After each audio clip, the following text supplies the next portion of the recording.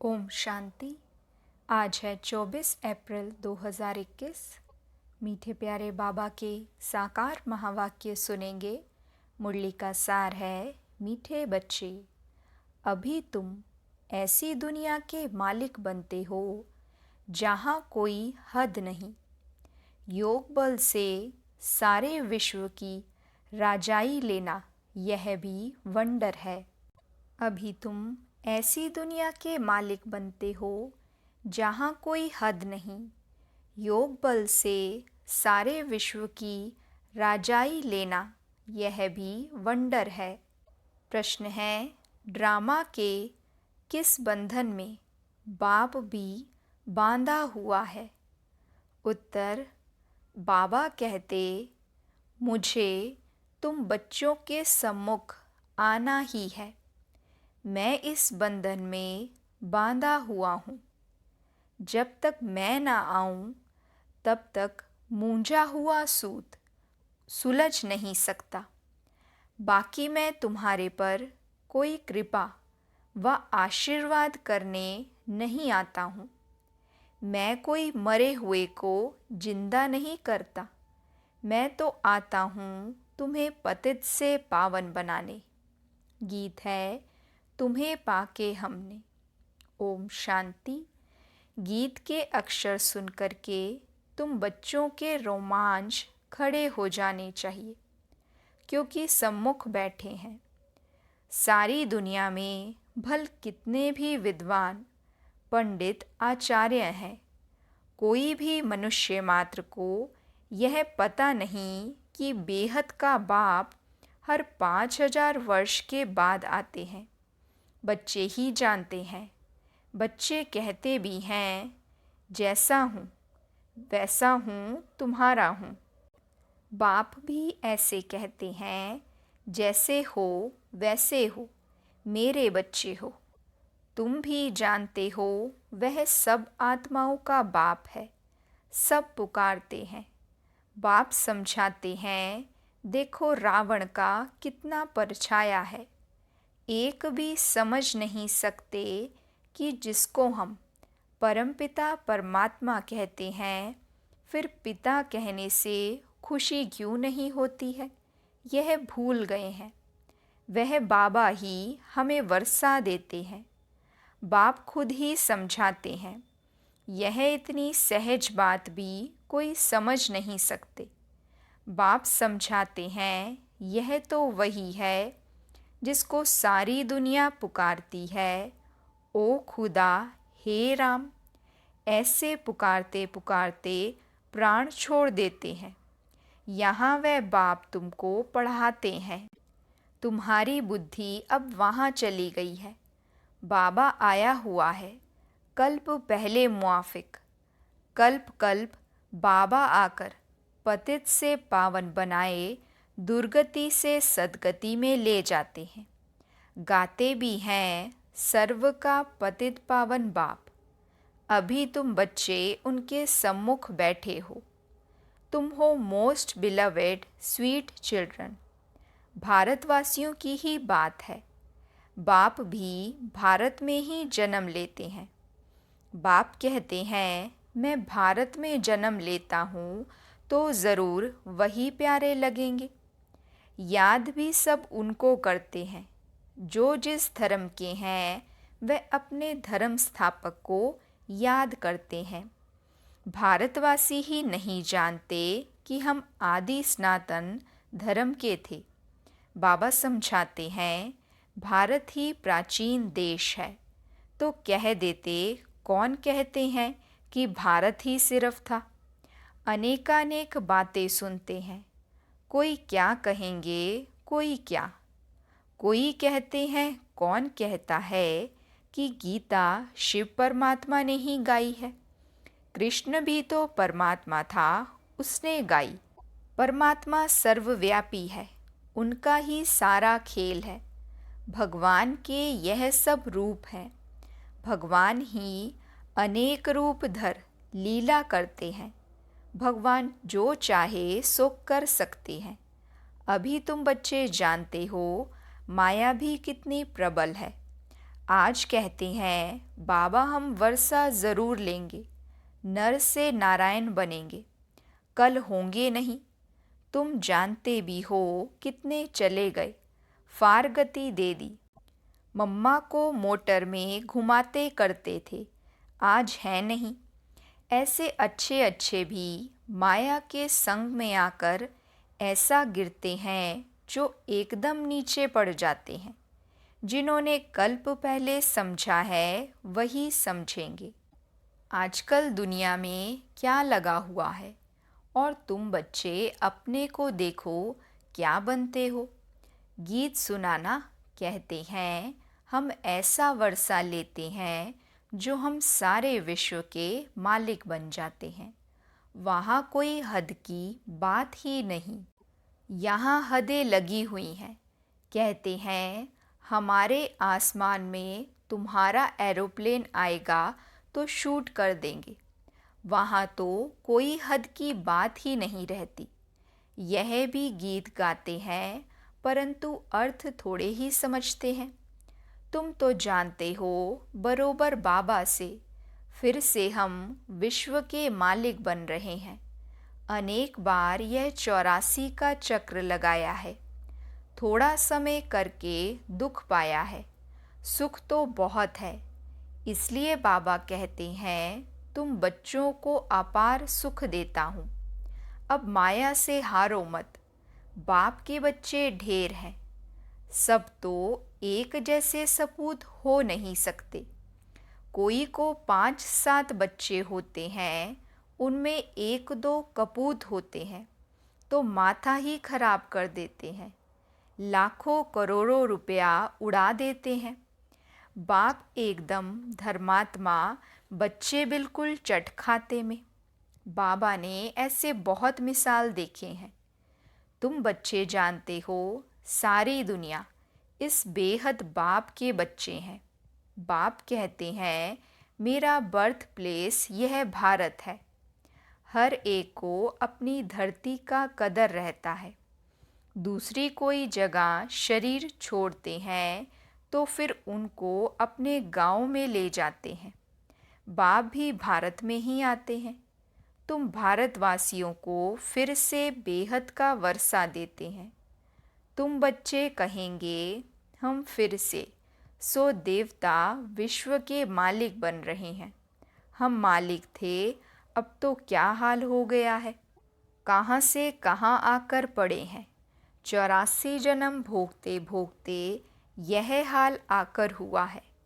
Drama को तो समझना है ना। इसको कहा जाता है हार और जीत का खेल। भारत का ही यह खेल है, इसमें तुम्हारा पाठ है। तुम ब्राह्मणों का सबसे ऊंचते ऊंच पाठ है इस ड्रामा में। तुम सारे विश्व के मालिक बनते हो, बहुत सुख भोगते हो। तुम्हारे जितना सुख और कोई भोग नहीं सकते। नाम ही है स्वर्ग, यह है नरक। यहाँ के सुख कागविष्टा समान है। आज लखपति हैं, दूसरे जन्म में क्या बनेंगे कुछ पता थोड़े ही है। यह है ही पाप आत्माओं की दुनिया। सतयुग है पुण्य आत्माओं की दुनिया। तुम पुण्य आत्मा बन रहे हो तो कभी भी पाप नहीं करना चाहिए। हमेशा बाबा से सीधा चलना चाहिए। बाप कहते हैं मेरे साथ धर्मराज सदैव है ही। बाप कहते हैं मेरे साथ धर्मराज सदैव है ही है, द्वापर से लेकर।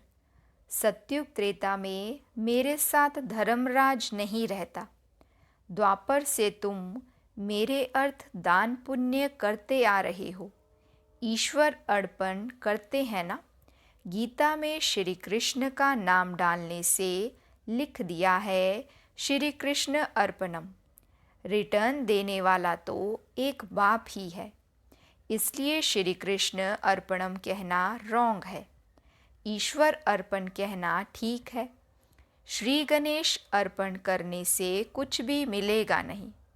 फिर भी भावना का कुछ ना कुछ देता आया हूँ सबको। मुझे तो कोई जानते ही नहीं है। अभी तुम बच्चे ही जानते हो, हम सब कुछ शिव बाबा को समर्पण कर रहे हैं। बाबा भी कहते हैं, हम आए हैं आपको 21 जन्म का वर्षा देने। अभी है ही उतरती कला। रावण राज्य में जो भी दान पुण्य आदि करते हैं, पाप आत्माओं को ही देते हैं। कला उतरती ही जाती है। करके कुछ मिलता भी है तो भी अल्पकाल के लिए। अब तो तुमको 21 जन्म के लिए मिलता है। उनको कहते हैं राम राज्य। ऐसे नहीं कहेंगे वहाँ ईश्वर का राज्य है। राज्य तो देवी देवताओं का है। बाप कहते हैं, मैं राज्य नहीं करता हूँ। तुम्हारा जो आदि सनातन देवी देवता धर्म था, जो अब प्राय लोप है, सो अभी फिर से स्थापन हो रहा है। बाप तो कल्याणकारी है ही। उनको कहा जाता है सच्चा बाबा। तुमको सच नॉलेज दे रहे हैं, अपनी और रचना की, आदि मध्य अंत की। बाबा तुमको बेहद की हिस्ट्री ज्योग्राफी सुनाते हैं। कितनी ज़बरदस्त कमाई है। तुम चक्रवर्ती राजा बनते हो। उन्होंने फिर वह हिंसा का चक्र दे दिया है। असुल यह है ज्ञान का चक्र, परंतु यह ज्ञान तो प्राय लोप हो जाता है। तुम्हारे यह मुख्य चित्र हैं। एक तरफ त्रिमूर्ति, दूसरे तरफ झाड़ और चक्र। बाबा ने समझाया है, शास्त्रों में तो कल्प की आयु लाखों वर्ष लिख दी है। सारा सूत ही मूंझा हुआ है। बाप के सिवाय कोई से सूत सुलझ नहीं सकता। बाप सम्मुख खुद आए हैं। कहते हैं, मुझे ड्रामा अनुसार आना ही पड़ता है। मैं इस ड्रामा के बंधन में बांधा हुआ हूँ। यह हो नहीं सकता कि मैं आऊँ ही नहीं। ऐसे भी नहीं कि आकर मरे हुए को जिंदा कर दूँ या कोई को बीमारी से छुड़ा दूँ। बहुत बच्चे कहते हैं, बाबा हमारे पर कृपा करो, लेकिन यहाँ कृपा आदि की बात नहीं है। तुमने मुझे इसलिए थोड़े ही बुलाया है कि आशीर्वाद करो, हमें कोई घाटा ना पड़े। तुम बुलाते ही हो, हे पतित पावन आओ, दुख हरता सुख करता आओ। शरीर के दुख हरता तो डॉक्टर लोग भी होते हैं। मैं कोई इसलिए आता हूँ क्या? तुम कहते हो, नई दुनिया स्वर्ग के मालिक बनाओ व शांति दो। ऐसे नहीं कहते कि हमको बीमारी से आकर अच्छा करो। हमेशा के लिए शांति व मुक्ति तो मिल ना सके। पाठ तो बजाना ही है। जो पीछे आते हैं उनको शांति कितनी मिलती है। अभी तक आते रहते हैं। इतना समय तो शांति धाम में रहे ना। ड्रामा अनुसार जिनका पाठ है वही आएंगे। पाठ बदल नहीं सकता। बाबा समझाते हैं, शांति धाम में तो बहुत बहुत आत्माएं रहती हैं जो पिछाड़ी में आती हैं। यह ड्रामा बना हुआ है। पिछाड़ी वालों को पिछाड़ी में ही आना है। यह झाड़ बना हुआ है। यह चित्र आदि जो बनाए हैं, सब तुमको समझाना है। और भी चित्र निकलते रहेंगे। कल्प पहले मिसल ही निकलेंगे। 84 का विस्तार झाड़ में भी है, ड्रामा चक्र में भी है। अब फिर सीढ़ी निकाली है। मनुष्य तो कुछ भी नहीं जानते, बिल्कुल ही जैसे बुद्धू हैं। अब तुम बच्चों की बुद्धि में है। परमपिता परमात्मा जो ज्ञान का सागर, शांति का सागर है, वह हमको इस तन द्वारा पढ़ा रहे हैं। बाप कहते हैं, मैं आता ही उनमें हूँ जो पहले पहले विश्व का मालिक था। तुम भी जानते हो, बरोबर हम भी ब्रह्मा द्वारा ब्राह्मण बनते हैं। गीता में तो यह बातें हैं नहीं। बाप कहते हैं, यह खुद ही नारायण की पूजा करने वाला था। ट्रेन में भी मुसाफरी करते गीता पढ़ते थे। मनुष्य समझेंगे यह तो बड़ा धर्मात्मा है। अभी वह सब बातें भूलते जाते हैं। फिर भी इसने गीता आदि पढ़ी है ना? बाबा कहते हैं, मैं यह सब जानता हूँ। अभी तुम यह विचार करो कि हम किसके आगे बैठे हैं, जिससे विश्व के मालिक बनते हो, फिर उनको घड़ी घड़ी क्यों भूल जाते हो? बाप कहते हैं, तुमको 16 घंटा फ्री देता हूँ, बाकी अपनी सर्विस करो। अपनी सर्विस करते तो गोया विश्व की सर्विस करते हो।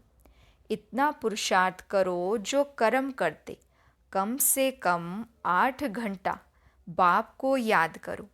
अभी सारे दिन में 8 घंटा याद कर नहीं सकते। वह अवस्था जब होगी तब समझेंगे यह बहुत सर्विस करते हैं। ऐसे मत समझो हम बहुत सर्विस करते हैं, भाषण बहुत फर्स्ट क्लास करते हैं, परंतु योग बिल्कुल नहीं है। योग की यात्रा ही मुख्य है। बाप कहते हैं, सिर पर विकर्मों का बोझ बहुत है, इसलिए सवेरे उठकर बाप को याद करो। 2 से 5 तक है फर्स्ट क्लास वायुमंडल। आत्मा रात को आत्म अभिमानी बन जाती है, जिसको नींद कहा जाता है। इसलिए बाप कहते हैं, जितना हो सके बाप को याद करो। अब बाप कहते हैं, मन मना भव। यह है चढ़ती कला का मंत्र। अच्छा, मीठे मीठे सिकिलदे बच्चों प्रति माता पिता बाप दादा का याद प्यार और गुड मॉर्निंग। रूहानी बाप की रूहानी बच्चों को नमस्ते। हम रूहानी बच्चों की रूहानी बाप दादा को दिल व जान सिक व प्रेम से नमस्ते नमस्ते नमस्ते जी। गुड मॉर्निंग बाबा। शुक्रिया बाबा। वहाँ मेरा भाग्य, वहाँ मेरे भाग्य विधाता बाबा। धारणा के लिए मुख्य सार है। पहली पॉइंट, बाप से सीधा और सच्चा होकर चलना है। कल्याणकारी बाप के बच्चे हैं, इसलिए सर्व का कल्याण करना है, सपूत बनना है। दूसरी पॉइंट, कर्म करते भी कम से कम 8 घंटा याद में ज़रूर रहना है। याद ही मुख्य है, इससे ही विकर्मों का बोझ उतरना है। वरदान है, पुरुषार्थ शब्द को यथार्थ रीति से यूज़ कर सदा आगे बढ़ने वाले श्रेष्ठ पुरुषार्थी भव। पुरुषार्थ शब्द को यथार्थ रीति से यूज़ कर सदा आगे बढ़ने वाले श्रेष्ठ पुरुषार्थी भव। बाबा समझाते, कई बार पुरुषार्थी शब्द भी हार खाने में व असफलता प्राप्त होने में अच्छी ढाल बन जाता है। जब कोई भी गलती होती है तो कह देते हो, हम तो अभी पुरुषार्थी हैं। लेकिन यथार्थ पुरुषार्थी कभी हार नहीं खा सकते, क्योंकि पुरुषार्थ शब्द का यथार्थ अर्थ है स्वयं को पुरुष अर्थात आत्मा समझकर चलना। ऐसे आत्मिक स्थिति में रहने वाले पुरुषार्थी तो सदैव मंजिल को सामने रखते हुए चलते हैं। वह कभी रुकते नहीं, हिम्मत उल्लास छोड़ते नहीं। स्लोगन है, मास्टर सर्वशक्तिमान की स्मृति में रहो। यह स्मृति ही मालिकपन की स्मृति दिलाती है। मास्टर सर्वशक्तिमान की स्मृति में रहो। यह स्मृति ही मालिकपन की स्मृति दिलाती है। अच्छा, ओम शांति।